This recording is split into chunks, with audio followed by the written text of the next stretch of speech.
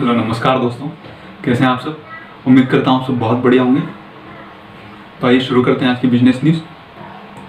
Try ने अपना OHD video conferencing के जरिए वेडनेसडे से चालू किया है। OHD क्या होता है?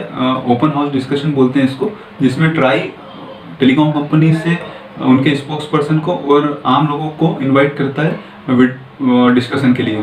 तो इस बार कोविड-19 के कारण ये लोग वीडियो कॉन्फ्रेंसिंग के जरिए ये OHD कंडक्ट कर रहे हैं। तो ये वेडनेसडे से मतलब 6 तारीख से इन्होंने चालू कर दी है।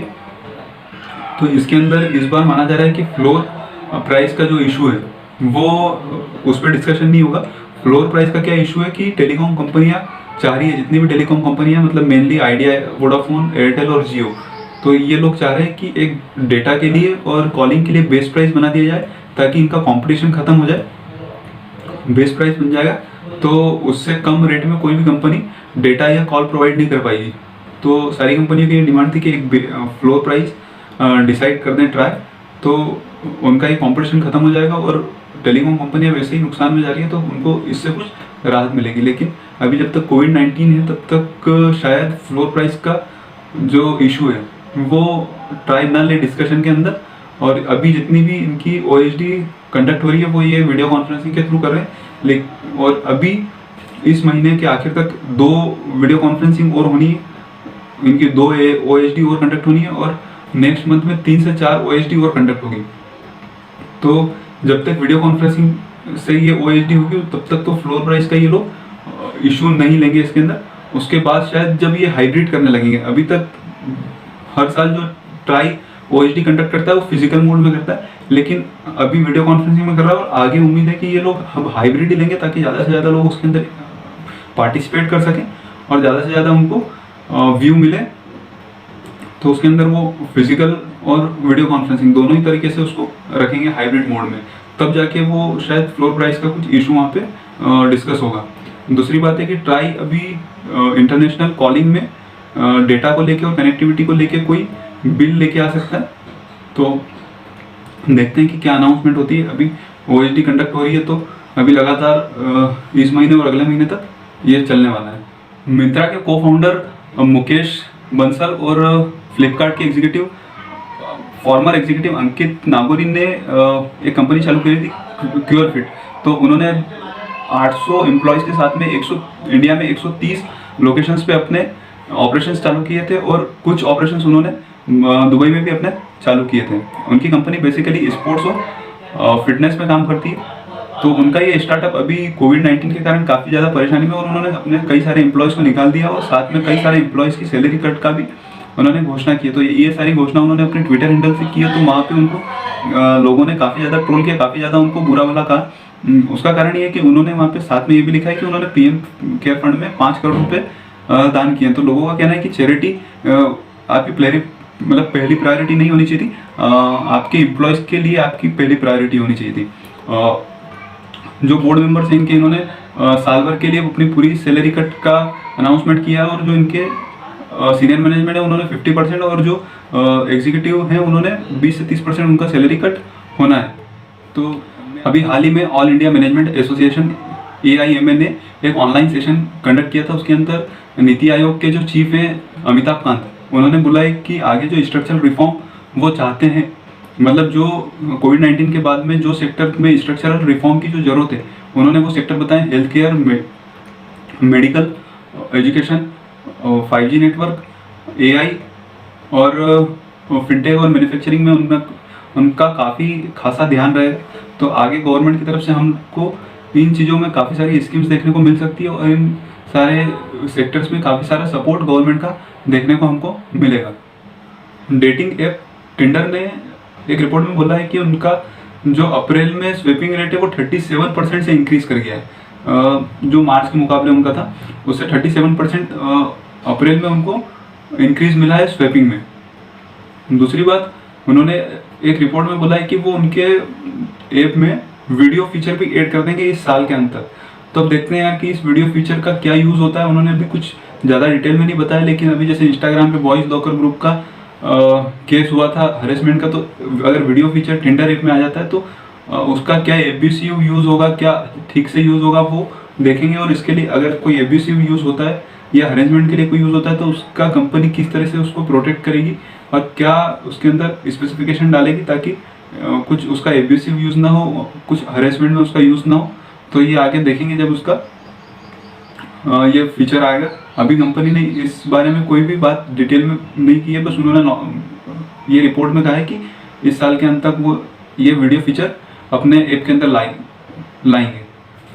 इलियट एल्डरसन नाम का एक हैकर है, फ्रेंच हैकर, उसने एक ट्वीट में बताया कि जो इंडियन गवर्नमेंट का जो कोविड-19 ट्रैकर ऐप है आरोग्य सेतु, उसके अंदर कुछ सिक्योरिटी इशू है जिसके कारण 90 मिलियन इंडियंस की जो डेटा है उसको खतरा है।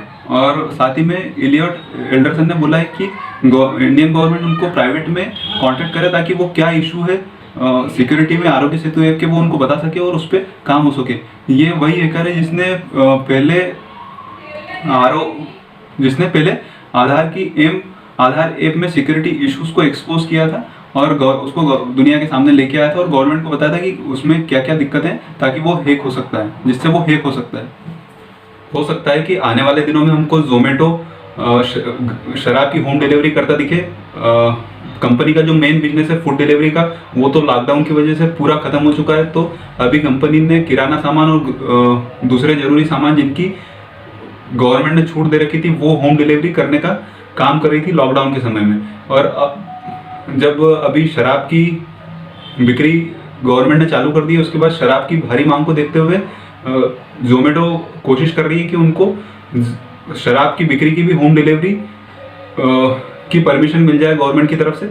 अभी हालांकि गवर्नमेंट की तरफ से शराब की होम डिलीवरी को लेकर किसी भी तरह का कोई भी कानून नहीं है, लेकिन अच्छा इसके साथ में स्विगी भी कोशिश कर रही है कि इस तरह का अगर लाइसेंस उनको मिल जाता तो वो घर घर होम डिलीवरी शराब की करना चालू कर दें।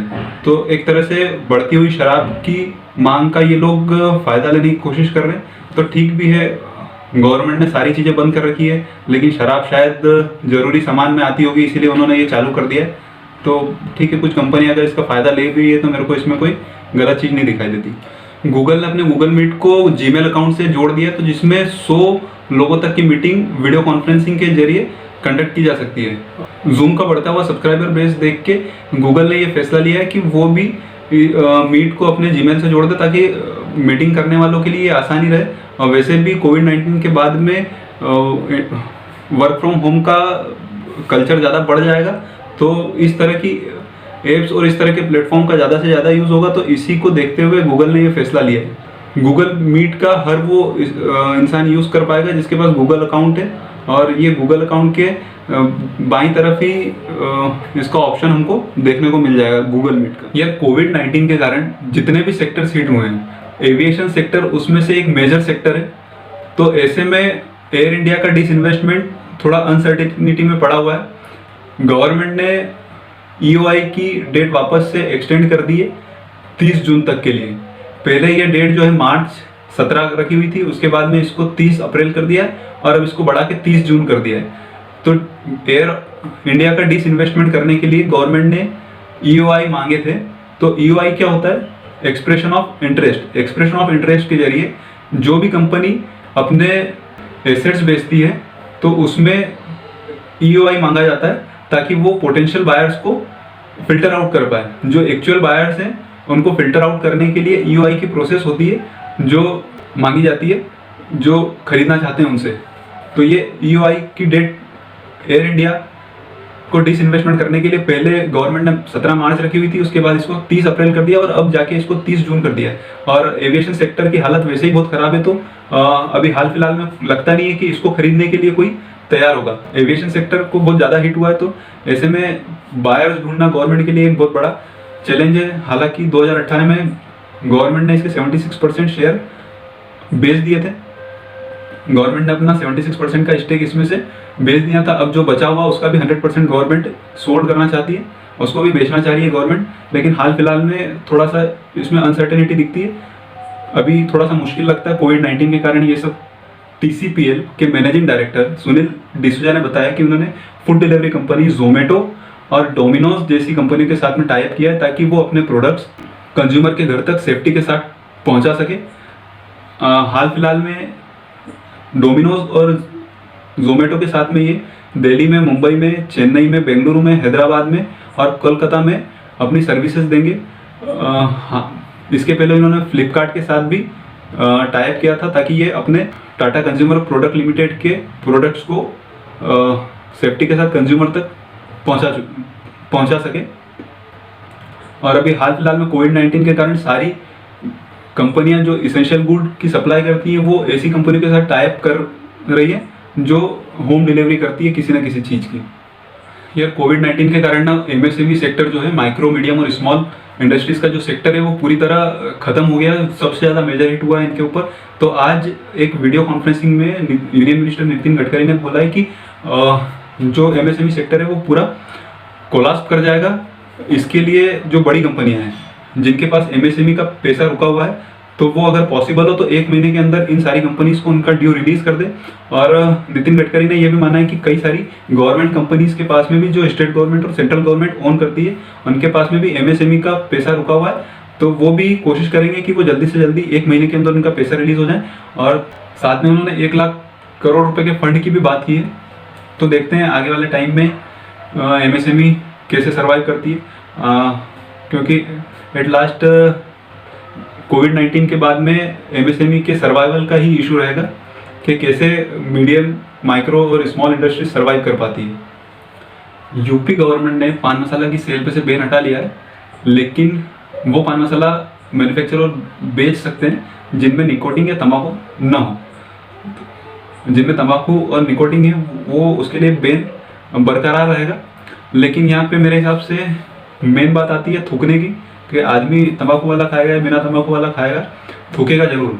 और थूकने से शायद कोरोना वायरस फैलने की संभावना ज़्यादा है। तो देखते हैं कि आगे क्या होता है।